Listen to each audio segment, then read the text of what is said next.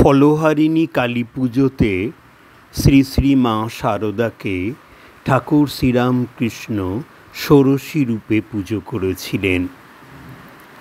পুজো করে ঠাকুর সমর্পণ করেছিলেন তার জপের মালাকে। মাকে এই ব্যাপারে প্রশ্ন করা হলে মা বলে, ঠিক পুজোর সময় আমার কিছু মনে নেই, তবে আমি একটা ঘোরের মধ্যে ছিলাম। মা হচ্ছেন ঠাকুরের শক্তি।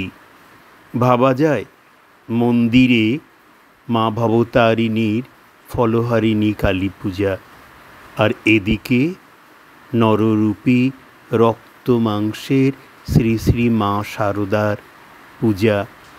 ঠাকুর এবং মায়ের লীলা বোঝা বড় ভার।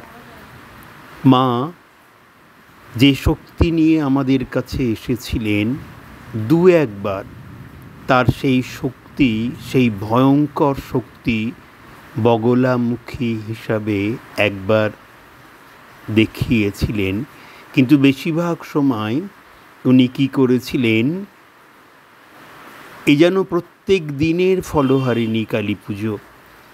তার সন্তানদের যত খারাপ ফল, খারাপ কাজের যে ফল, সেই ফল তিনি নস্যাৎ করে দিয়েছেন, আর সুফল তিনি তার সন্তানদের প্রদান করেছেন।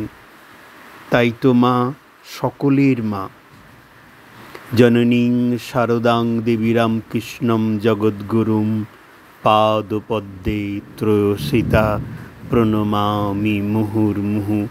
আমরা জানি মা আমাদের সবাইকে রক্ষা করেন।